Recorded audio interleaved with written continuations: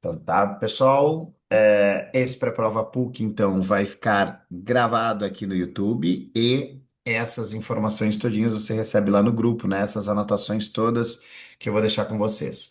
Na nossa primeira paginazinha aqui, ó, deixa eu fazer assim, deixa eu virar aqui. Ó, aí a gente tem a distribuição dos conteúdos de biologia. Tá? Então, a distribuição que a gente tem nos últimos 10 anos, depois eu fiquei pensando que podia ter feito dos 5 anos, né?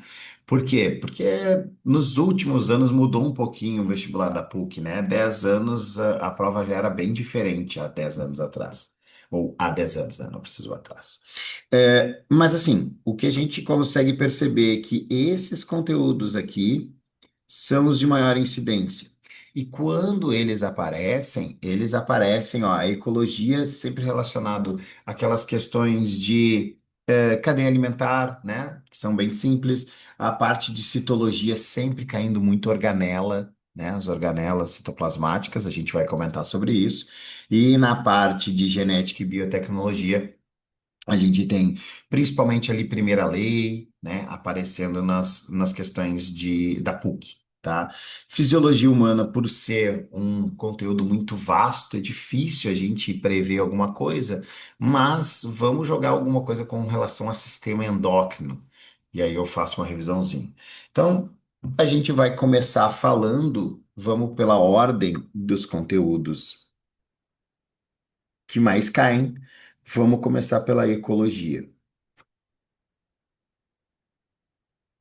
E aí, na ecologia, as cadeias e teias alimentares. Eu sei que isso é bem simples, mas daí deixa eu começar antes por uma outra perspectiva. Vamos começar pelos conceitos, porque essa parte de conceitos é bastante importante. Às vezes não cai exatamente um conceito de ecologia, mas ele te ajuda a identificar uma opção como sendo verdadeira ou falsa, tá? O que que nós vamos ter aqui de importante? Quais conceitos importantes? O clássico nicho ecológico. Então, ele pode te descrever, né, um texto com características da espécie, e aí você vai ter que entender que esse nicho ecológico é a função da espécie no ecossistema, né, no ambiente onde ela vive. E aí, lembrem sempre que quando a gente pensa num animalzinho, a gente sempre pensa no nicho ecológico dele. Óbvio, se ele for te apresentar alguma coisa com relação a nicho ecológico, ele pode te descrever um nicho de um indivíduo que tu não conheça, né? De uma espécie que não seja muito familiar sua. Mas ele pode, descrevendo essa característica, é como se, assim, se tu fechasse o olho e pensasse num leão. Automaticamente pensa ele no habitat dele, que é uma savana, né, com elefantes, com girafas, né, com outros umas zebras, que é um habitat de savana. Aí tu vê ele correndo atrás de uma presa, então a forma de alimentação dele, ou tu imagina ele com outros leões ali formando o seu bando, que é a forma como ele sobrevive ou a sua reprodução, tendo lá o macho alfa. Todas essas características estão relacionadas com o nicho ecológico. Então, não esqueça que o habitat faz parte, está dentro do nicho ecológico. Porque às vezes eles começam a descrever o ambiente e aparece lá nas alternativas habitat, e aí tu, pá, vou ir no habitat. Não. Se ele falou sobre alimentação, se ele falou sobre processos de reprodução, então ele está te falando do nicho ecológico dessa espécie, tá? Ainda, se ele quiser aprofundar um pouco mais sobre nicho ecológico, lembra de nicho ecológico específico versus generalista. Então, uma espécie de nicho específico generalista é aquele mais abrangente, tá? E o específico, o nome já diz, né? O nicho ecológico específico, ele é mais restrito, tá? Então, esse é restrito. Aqui, o generalista é amplo. Qual deles está mais suscetível a um processo de extinção? Os específicos, tá? Espécies com nicho ecológico específico estão mais sujeitos a um processo de extinção, tá? Queridões. Outro termo da ecologia bastante importante, né, já que a gente citou ali o habitat, é a gente falar sobre aí sim, né, dentro das cadeias lá, dentro dos conceitos, a cadeia alimentar. Cadeia e teia alimentar.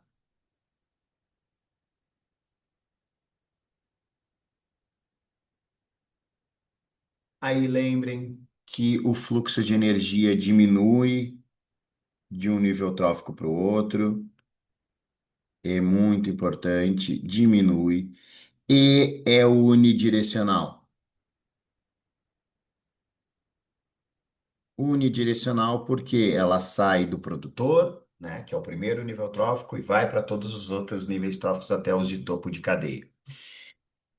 E lembrem, né, a questãozinha aquela sobre biomagnificação, que é quando aumenta a concentração. Do que aumenta a concentração? De alguma substância tóxica, tá? Algum inseticida, algum defensivo agrícola, já apareceu em questões microplástico, né? Então, isso aumenta a concentração de um nível trófico para o outro. E a clássica matéria orgânica, que é cíclica. Lembrem que essa matéria orgânica ela é cíclica graças aos decompositores, ó, decompositores,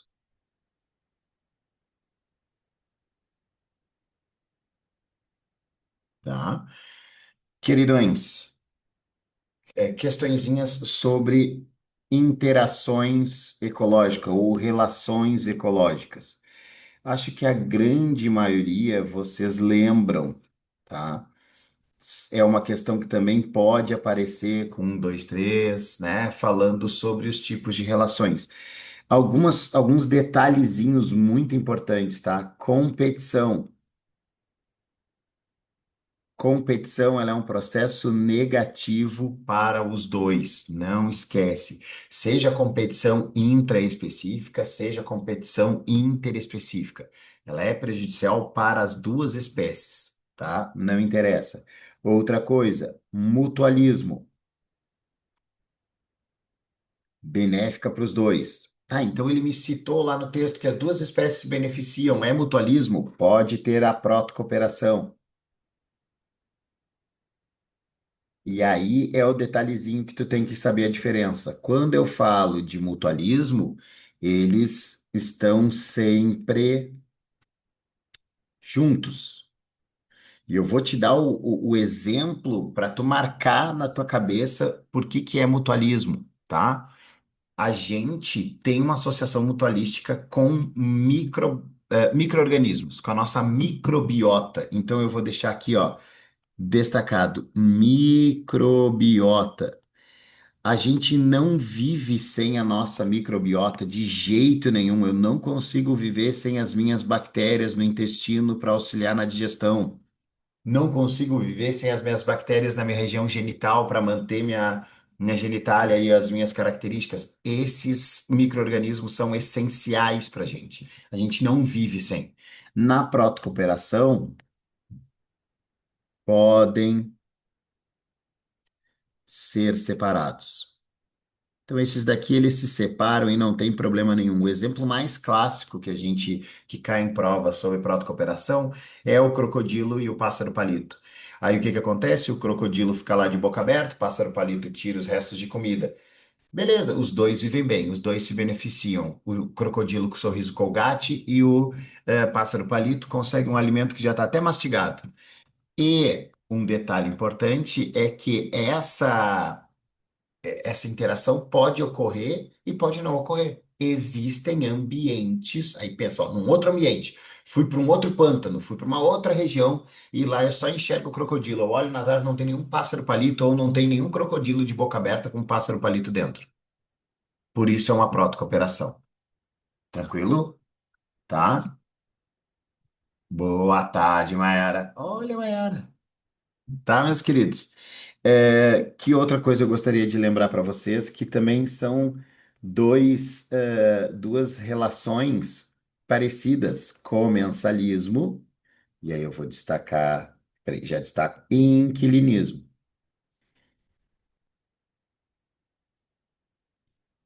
Positiva neutra e positiva neutra. Meus queridos, ó, vou destacar o que eu quero que tu lembre, ó. Comer, comida, inquilino, inquilino.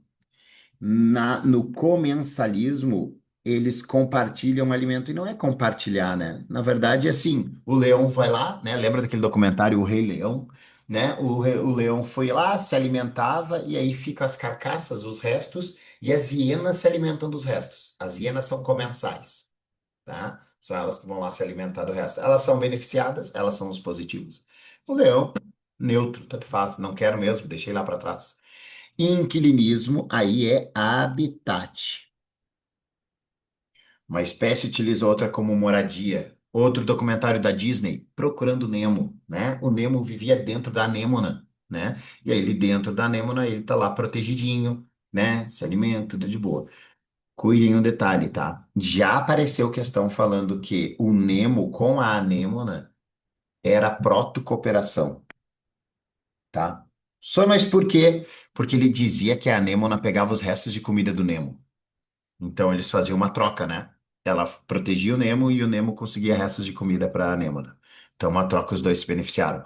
Então, cuidem. Ou ele vai te descrever uma relação, e aí você vai ter que apontar nas alternativas, e aí sempre cuida, tá? Ele sempre vai te dizer: os dois se beneficiam. Ó, dois se beneficiam.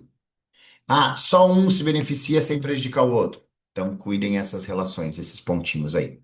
Feito, meus queridos, tá? Acho que predatismo e parasitismo é bem tranquilo para vocês lembrarem, né? A última coisinha para a gente citar meio ambiente. O que, que pode aparecer de meio ambiente? Pessoal, a URGS, ela gosta das atualidades, tá? Então, ela pode falar sobre a COP, né? E aí ele pode levar alguma relação com o efeito estufa. Então, esses assuntos atuais são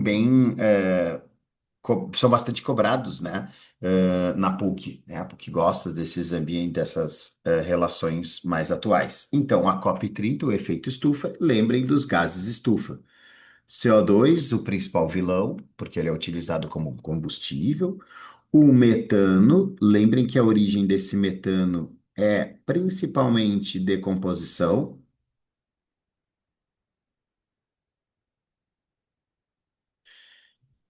O vapor d'água e os óxidos de nitrogênio, tá? Vou botar assim, H2O, tá?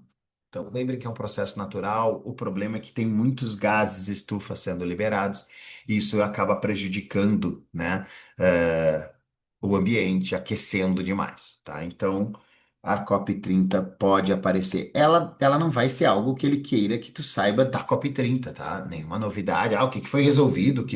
Não.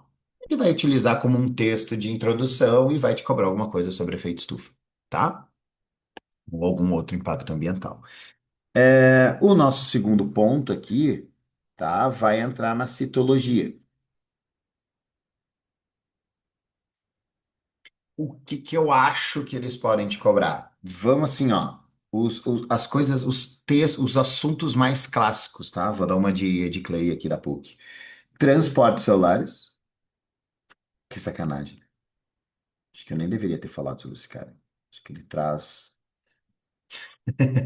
acho que ele não traz um sentimento muito bom, assim, para a grande maioria das pessoas.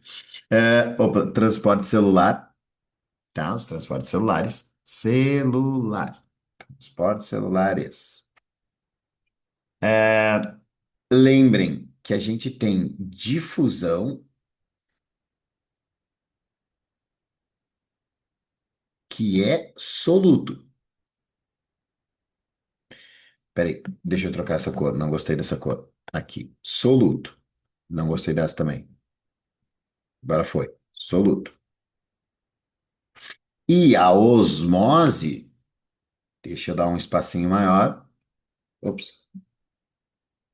Osmose que é o solvente. Agora o azulzinho pega melhor. Lembra de água, né? Aguinha. Queridões, engenharia reversa, isso aí.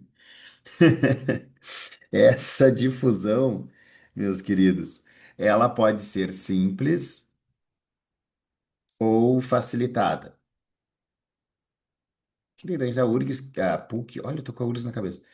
A PUC vai querer que você saiba que a simples é pelos poros de membrana e aqui tem auxílio de proteínas de membrana, tá? Acho improvável a PUC aprofundar em algo do tipo assim, tem transporte, tem difusão simples que é por proteína de membrana. Acho improvável eles cobrarem esses detalhes, tá? Acho improvável. Mas lembrem que tem uma exceção que sim, né, que são os canais iônicos, tá? O que que eu preciso que tu lembre aqui, ó? A difusão simples é inespecífico e a facilitada é específica.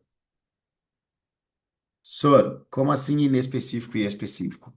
Na difusão simples, por exemplo, o que que é o exemplo mais clássico de difusão simples? É a hematose, né? Que é a sua troca de oxigênio e gás carbônico lá no, nos alvéolos pulmonares. Esse processo, ele acontece pelos poros da membrana. Tipo assim, o jeito que entra o oxigênio e que entra o gás carbônico é o mesmo. Ah, mas como é oxigênio, entra por esse lado e como é gás carbônico. Não, troca normal, né? Não é inespecífico, não existe uma estrutura especial para uma ou para outra. Agora, a difusão facilitada, sim, ele é específico, tanto que você tem lá, por exemplo, ó, canais de sódio, né? Um transporte que é clássico de difusão facilitada, que é a forma pela qual, ou é a forma com a qual a glicose entra na tua célula. Ela entra por difusão facilitada, né? Alguns aminoácidos entram por difusão facilitada, tá? E na osmose, aí é solvente. E aí cuidem, tá? Ele pode entrar no aspecto soluto, passa do hiper para o hipo. Por quê? Porque onde tem mais soluto para onde tem menos soluto. E o solvente passa da onde tem mais solvente para onde tem menos solvente, do hipo para o hiper, tá? Então, cuidem esses detalhezinhos aí. O exemplinho ali da osmose, né? Quando, por exemplo, tu coloca sal na carne, que é uma forma de você manter essa carne sem apodrecer, porque qual é que é a ideia de você botar sal? Para matar os micro-organismos que estão na tua carne. Aí tu vai matar bactérias, tu vai matar fungos que estavam ali, tá? Para isso que conserva a carne por mais tempo. Percebam que esses dois tipos de transporte que eu citei aqui para vocês, ó, são transportes passivos. Passivo é sem energia. Então, não existe gasto de energia, não existe uso de energia. Tá, e se tiver consumo de energia, senhor? Bom, daí esse transporte ele é ativo, com energia. E essa energia é sempre na forma de ATP, né? E aí, esse exemplo mais clássico que nós temos é a bomba de sódio e potássio. Processo que ocorre para manter o potencial de repouso do neurônio, tá? Então, não é para gerar, cuidem, não é para gerar carga elétrica, não é para nada. Ele é para manter o repouso, para você ter mais sódio fora e mais potássio dentro. Para isso que serve a bomba de sódio e potássio, tá? Vou destacar aqui, ó, os dois tipos, passivo e ativo.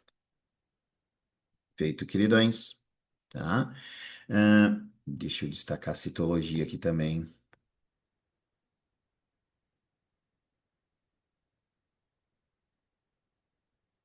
tá? Queridos, que outra coisa eles poderiam te cobrar na citologia, que é, ó,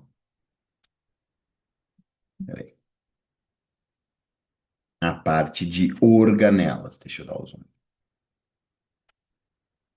Organelas. Eu sei, são várias organelas. Eu preciso que você lembre de algumas muito importantes.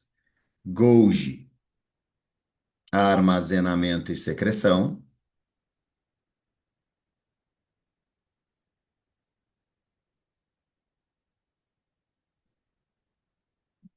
Armazenar substâncias para serem secretadas depois.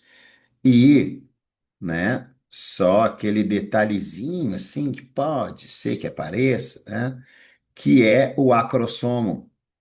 Lembra que lá no espermatozoide, né, a gente tem o acrossomo,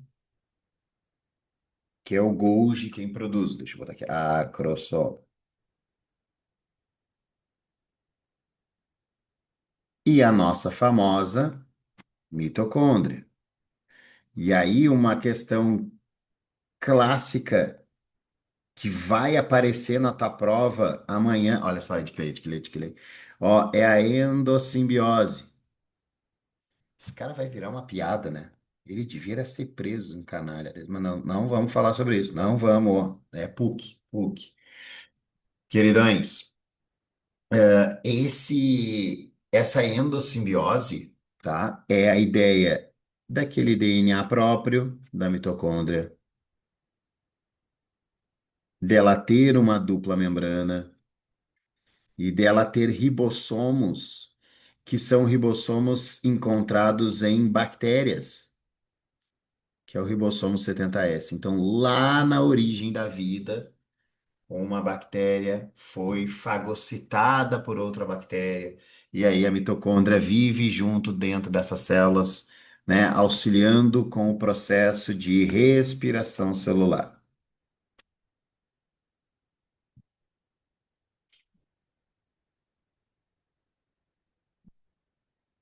tá? Processo que gera energia para as células do organismo. Feito? Tá? Respiração celular, né? Produção de energia, produção de ATP a partir da glicose, que é o teu alimento, basicamente, tá? Que outra organela a gente vai citar aqui? Vou colocar ela em verdinho, só para você lembrar, porque ela também aparece na perspectiva da teoria endossimbiótica. Lembra que cloroplasto encontra-se em algas e plantas. Peraí, vamos deixar bonitinho.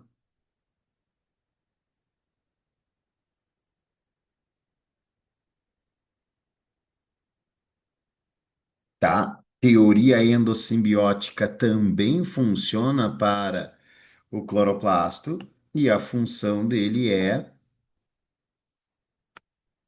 fotossíntese. Por quê? Porque esse cloroplasto tem clorofila, proteína que absorve a luz e aí ocorrem as reações de claro e escuro e formam a glicose, a matéria orgânica, tá? Então, deixa eu destacar aqui fotossíntese. Vamos ver se vai ficar bonitinho. Não, não ficou bonitinho. Deixa eu botar outra cor. Acho que ficou menos pior, tá? Não esqueçam, tá? Essa endossimbiose aqui é para as duas organelas, tá? Para os cloroplastos e para a mitocôndria, tá? Os dois fazem parte dessa teoria endossimbiótica. O senhor vai estar lá amanhã? Vou estar lá amanhã. Estarei lá a partir acho que meio-dia, 15 para meio-dia, eu vou estar ali pela frente. Venham falar comigo. Pode vir falar comigo. Bota lá. Senhor, você assistiu a aula online ontem? Ah, beleza. Legal. Tá? Queridões, última coisinha, tá? De citologia, que eu quero comentar com vocês é sobre os processos de biologia molecular, né? Ó, DNA, RNA, opa,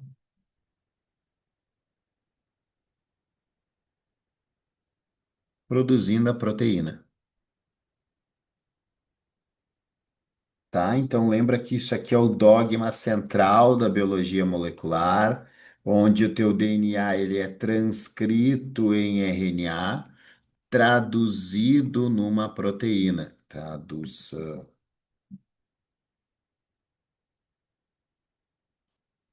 Então aqui é o RNA mensageiro. E tem aquela reação que é, ó, DNA virando mais DNA, daí é a replicação. Queridos, entendam para que serve cada um desses processos. Replicação serve para quê? Para você produzir mais DNA para ter divisão celular depois. Para que serve produção de proteína? Para a tua célula viver. Tua célula vive para produzir proteína, né? Então, nós somos resultados de um bando de proteína que são produzidas pelas nossas células. Outra coisa importante, transcrição. Não esquece que ocorre no núcleo. Se a célula não tiver núcleo, bom, daí é tudo no citoplasma, né? No caso, a tradução é no ribossomo. Feito? Beleza. Queridos, parte de citologia são esses conceitinhos, essas coisas que eu acho que vai girar em torno da questão aí, tá? Vamos falar sobre genética.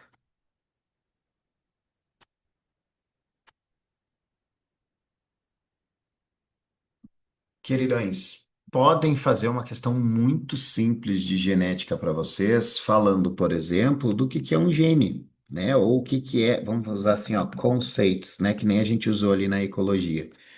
Conceitos. Por exemplo, gene. Lembra que gene é parte do DNA, que vai ser transcrito e traduzido. Não esquece, gene é a menor parte do teu DNA. A grande parte do teu DNA é de região reguladora, tá? Que outros conceitos de genética vão ser importantes aqui? O que que é genótipo e fenótipo? Queridões, não esquece, genótipo é azão, azão. Azão, azinho, azinho, azinho. Ou, se eu estiver falando de segunda lei, azão, azinho, besão, besão, né? São os genes, a composição alélica do indivíduo. Quando a gente fala de fenótipo,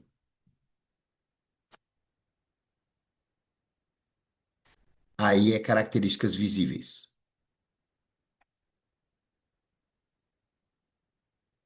É o que você vê, né? Ah, olhos claros, pele clara, pele escura, cabelo escuro, alto, baixo, folha lisa, folha rugosa, semente amarela, semente. Isso é fenótipo, tá? Obviamente que um genótipo vai corresponder a um fenótipo. Lembrando que esse fenótipo pode ter mais influências do ambiente, né? Então, tu tem os genes para definir uma característica e os fatores ambientais podem te trazer uma alteração nessa característica, né? Uma definição diferente. É, alguns termos que eu suspeito que possam aparecer se ele quiser trazer alguma novidade, tá? Vocês lembram aí, e se cair algo do tipo, tá, meus queridos? Vai ser algo teórico. Ele não vai pedir para tu calcular algo do tipo, né? Que é, por exemplo, quando um gene tem penetrância. O que que significa penetrância ou penetrância incompleta? É quando um gene ele tem apresenta ele, tu tem o gene no teu genótipo, por exemplo, você é azão azinho, ou até mesmo azão azão, você tem ali o gene, né? Mesmo que seja em cópia dupla, mas você não expressa a característica. Isso pode acontecer. Aí a gente diz que o gene tem penetrância incompleta. Então, quando o gene tem penetrância incompleta, é quando você apresenta o gene, mas não expressa ele. Exemplo. O gene para a polidactilia. O que que é polidactilia? Você ter um dedo a mais, tá? Você ter um dedo a mais aqui na mão, por exemplo, tá? E tem gente que tem o asão e aí tem um dedo a mais, né? Forma o dedinho a mais aqui. Só que tem gente, deixa eu botar aqui, ó. Aí parece, tá ali o dedo, ó, o dedo a mais, tá? Só que tem gente que tem o alelo para ter o dedo a mais e não tem. tá? Ele não tem esse dano a mais. Ele é normalzinho. Então, eu tenho o alelo dominante, mas ele não se expressa. Então, quando a gente diz de penetrância incompleta, o gene está no genótipo, mas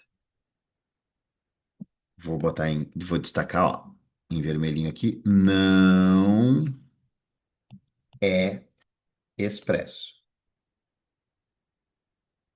tá? Não vai ser expresso. Não vai produzir proteína, não vai produzir a característica. Feito, queridos, tá? É, outra coisa da genética aí são os casos clássicos de a gente analisar heredogramas, tá? A gente falou já sobre isso no pré-prova do Enem, né? Se você acompanhou.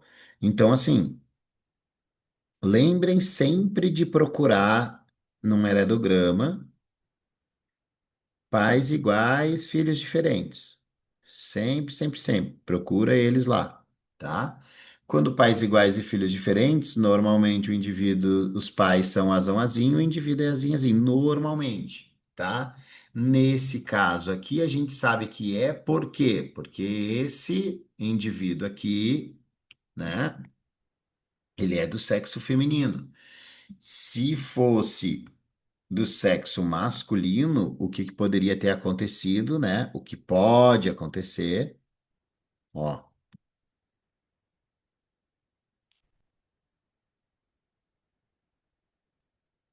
X e Y, só que no cromossomo X tem um alelo azão, o XX ele vai ter um alelo azão e um azinho, e aí, ó, passou o alelo azinho para o filho, o filho vai ter genótipo X azinho Y, tá? Por exemplo, aqui, ó, daltonismo. Daltonismo é exatamente isso,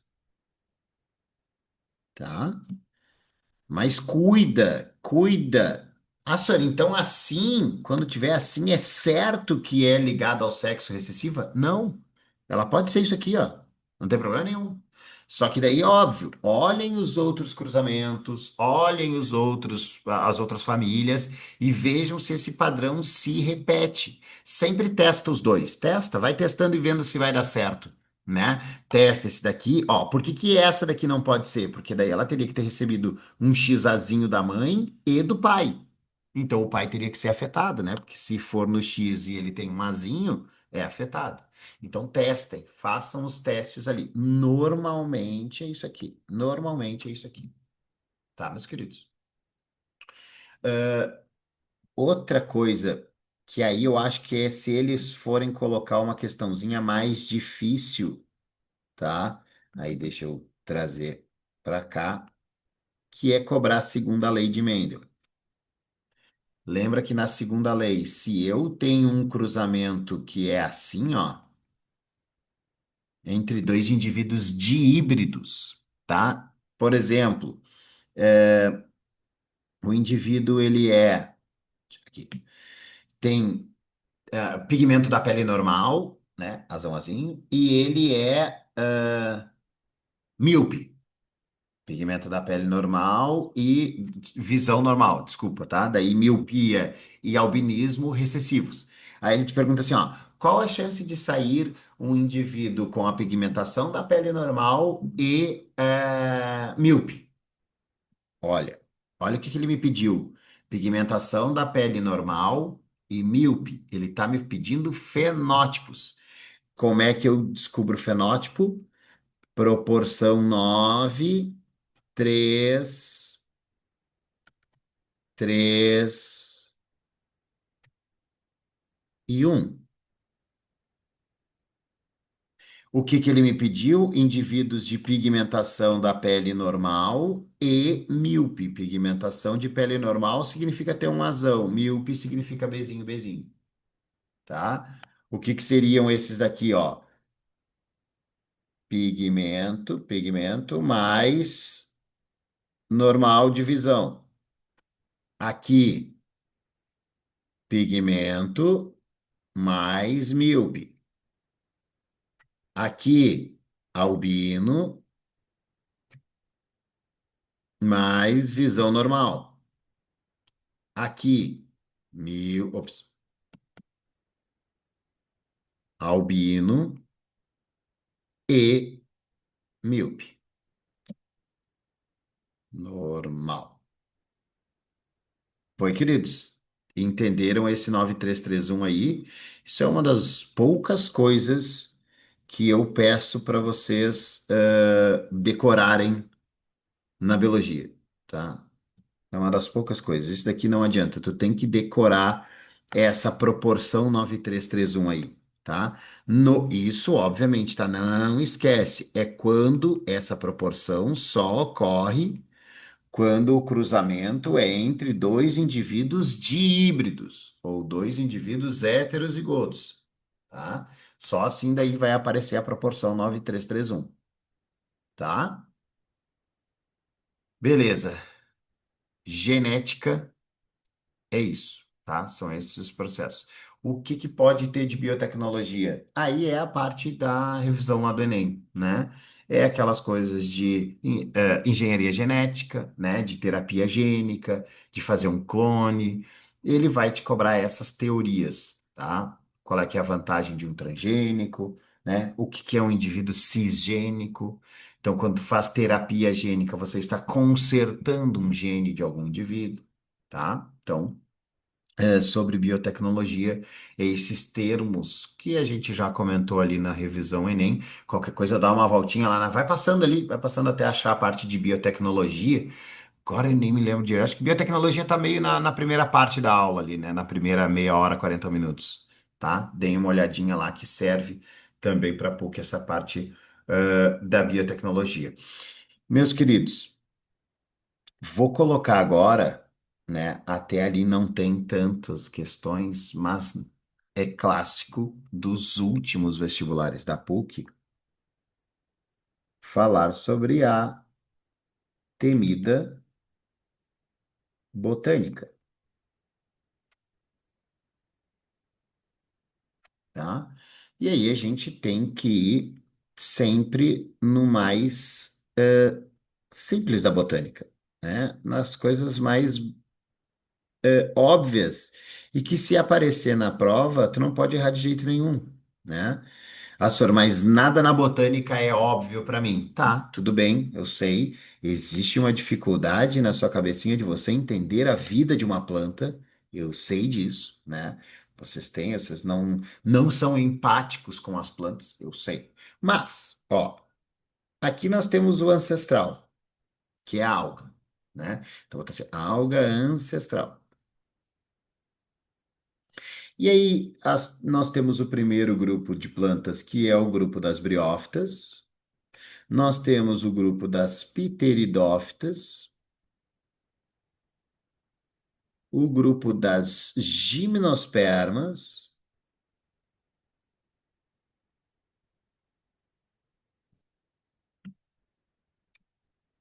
gimnospermas e das angiospermas.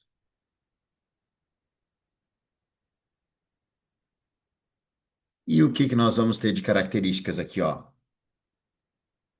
O que que engloba todas as plantas, tá? Ter o embrião protegido. Tá? A definição de ter embrião protegido, né? A gente chama elas de embriófitas. Embriófitas são plantas que têm o embrião protegido, tá? Depois, que característica surge a partir das pteridófitas? Os vasos condutores, né? Que daí a gente chama as plantas de traqueófitas. Depois surge a semente, semente, semente, semente, semente, tá? Que é uma estrutura que serve para proteção e dispersão da planta. Então, a semente é importante para proteção, nutrição também. E aí eu vou comentar um pouquinho sobre semente já já contigo. E flor e fruto. característica exclusiva das angiospermas. Se tem flor, é angiosperma. Se tem fruto, obrigatoriamente é angiosperma, tá? Meus queridos, o que que eu preciso também que vocês lembrem? Isso daqui é característica geral de plantas, tá? Tá? Característica geral, né? Os grupos e tal. Normalmente caem esses heredogramas nas questões, tá? Só que se ele for complicar um pouquinho a tua vida, ele vai entrar no ciclo reprodutivo. Tu normalmente tende a se apavorar, mas eu vou tentar tranquilizar você quando ele falar de reprodução. Por quê? O que tu tem que entender na reprodução das plantas é que, ao contrário da gente, ela vai ter uma fase da vida dela, ela vai ter duas fases de vida, digamos assim. A senhora, eu também tenho duas fases quando eu era adolescente, agora que eu sou adulto. Não, não, não, não é isso. São fases onde o organismo vai produzir uma estrutura reprodutiva que nós vamos chamar de gameta. E aí, esse gameta, ele vai fazer o que todo gameta sabe fazer, que é fecundar. Então, gameta faz a fecundação. Tá. Vou parar por aqui porque tem um detalhezinho importante acontecendo aqui. Ó, o gametófito, ele é uma fase da vida da planta que ele é uma fase haploide. O que que significa ser haploide? Lá na célula tem só um conjunto de cromossomos, tá? Esse gametófito, ele produz o gameta por um tipo de divisão celular, peraí, que eu vou te perguntar, porque assim, ó, o gameta, ele também é haploide. E aí eu quero que tu entenda, olha só, se a célula é haploide, né? O gametófito é haploide e ele vai produzir um gameta que é haploide. Qual é a divisão celular que produz célula com a mesma quantidade de DNA? É a mitose. Talvez alguns de vocês tenham passado pela cabeça e dito até para si mesmo: ah, é meiose. Não é, é mitose.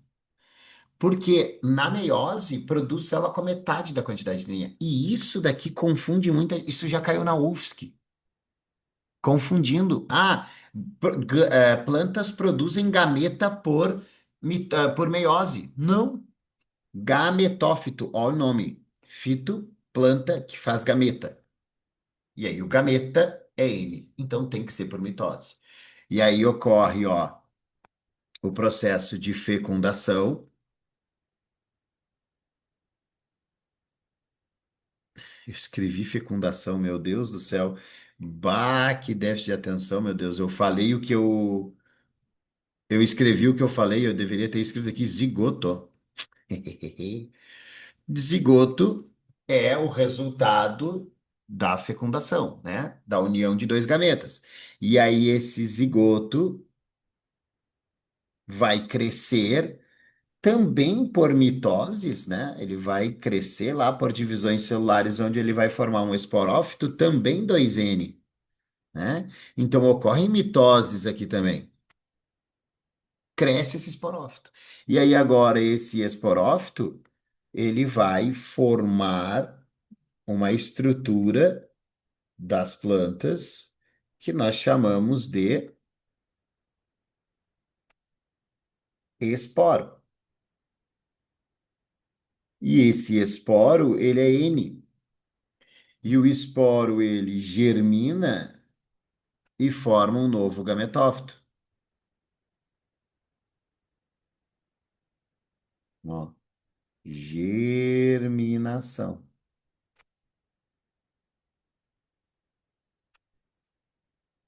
Queridões, como que o meu esporófito vai formar esporos?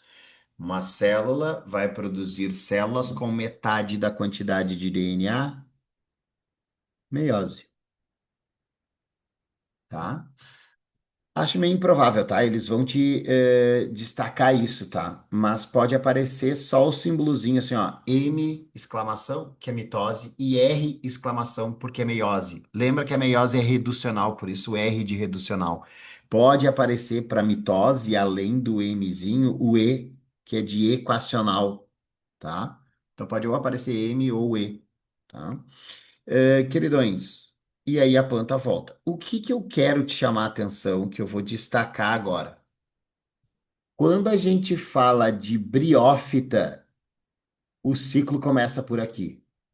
Então, o que tu enxerga lá, naquele musguinho que tu enxerga em cima do muro, ele é um gametófito. Aí ele produz os gametas, e aí fecunda, e aí em cima desse musguinho surge o esporófito. Ó, esporófito.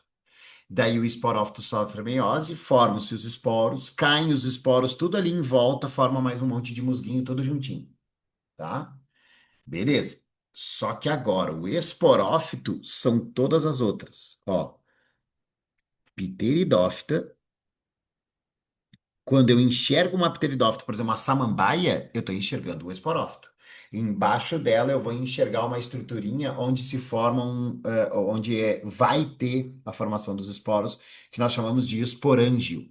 Aí dentro tem os esporos, aí caem os esporos, e se tu for olhar na base da samambaia, tem uns negocinhos assim, ó, que a gente chama de báculo. Isso aqui vai se desenvolver e vai formar o gametófito, né? Que o gametófito daí da samambaia é um coraçãozinho assim que a gente chama de prótalo, tá?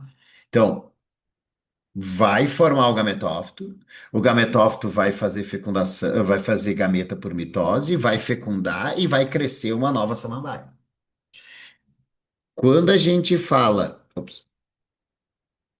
de gimnosperma, eu também, quando eu estou olhando uma araucária, eu estou olhando um esporófito. Aí eu tô olhando a pinha, aquela pinhazinha, é esporófito. Dentro daquilo ali é que eu vou ter a formação do gametófito. O gametófito é minúsculo em gimnospermas. E aí esse gametófito, por exemplo, é o grão de pólen. Não esquece, tá? Grão de pólen é gametófito masculino. Aí o grão de pólen é carregado pelo vento, vai parar lá na outra pinha feminina, que é maior. Pinha feminina é sempre maior. Aí tu vai ter a fecundação, forma-se o zigoto dentro de uma semente. E dentro dessa semente tem um tecido chamado endosperma. Quando a gente fala de gimnospermas, meus queridos, o endosperma, ele é N, tá? Não esqueça disso, ó. Endosperma, N. E aí essa semente cai, germina, forma um novo esporófito, tá? Angiosperma. Nas angiospermas é a mesma coisa, só que é ainda menor. Por quê? Porque o grão de pólen também é o gametófito feminino. Dentro da flor tem uma estrutura bem microscópica, que é o gametófito feminino, chamado de saco embrionário. Se ele te falar de saco embrionário, é gimnosperma, tá? Sempre. Desculpa, é angiosperma. Saco embrionário é a estrutura de angiosperma, tá? E aí, aqui nas angiospermas. O endosperma é aquele que é formado por uma fecundação, né? E aí ele é um endosperma triploide. Ele pode até te falar assim, ó, endosperma primário, que é o das gímenos, e o endosperma secundário, que é o das angiospermas, tá? Então, tá aí a parte de reprodução de plantas. O ciclo de vida delas todas é igual. Todas elas são iguais, tá? Tudo igualzinho.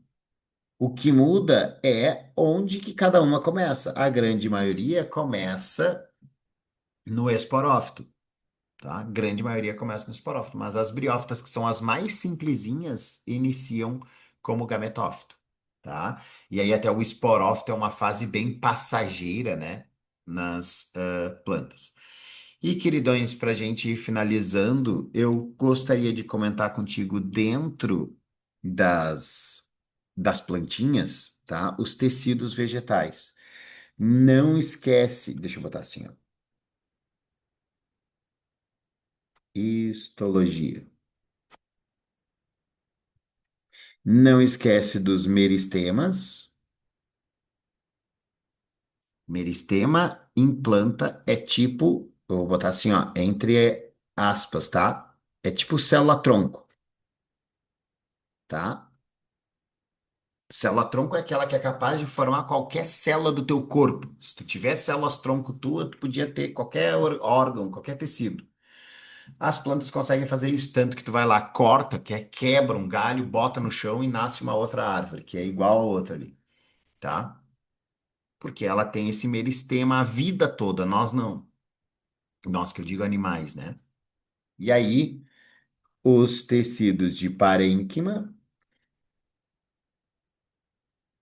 que normalmente são para fotossíntese, que daí tu tem o parênquima, deixa eu botar aqui, ó, clorofiliano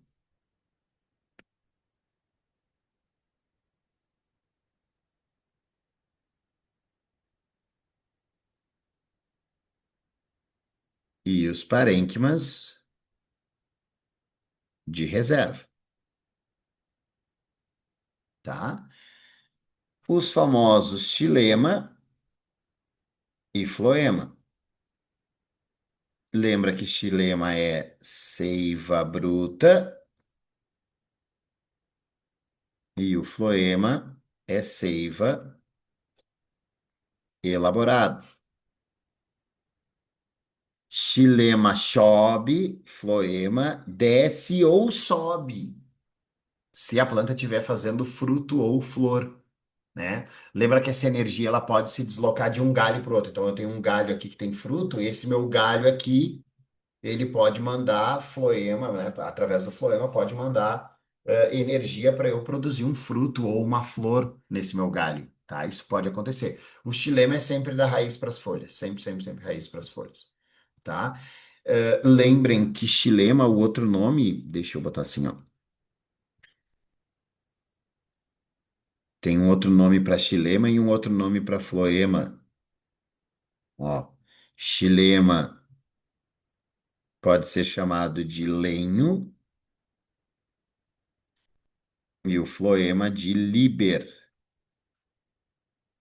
tá?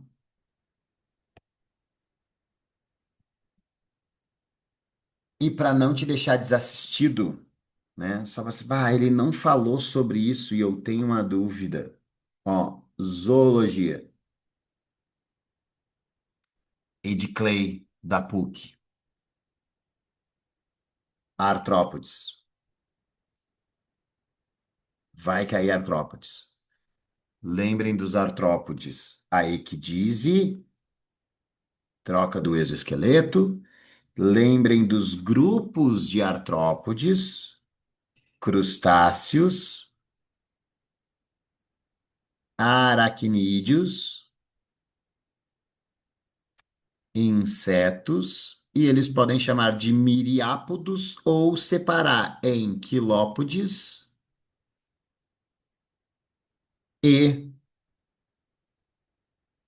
diplópodes.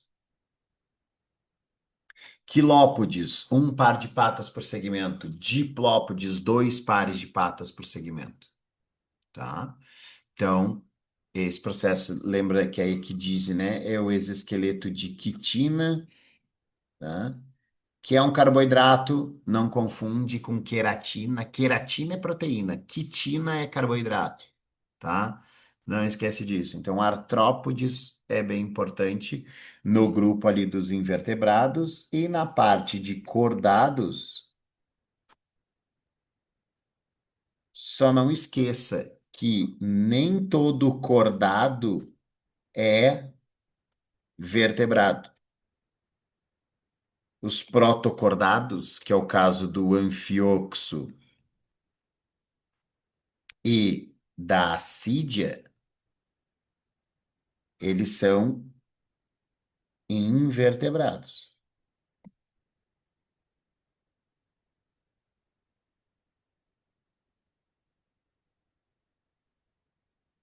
E dentro dos cordados, o que que eu apostaria em anfíbios, tá? Apostaria em anfíbios. Lembre que os anfíbios têm a fase larval na água e a fase adulta na terra. Por isso, anfibios. Anfi, dois extremos. Bios, vida, uma vida na água e uma vida na terra.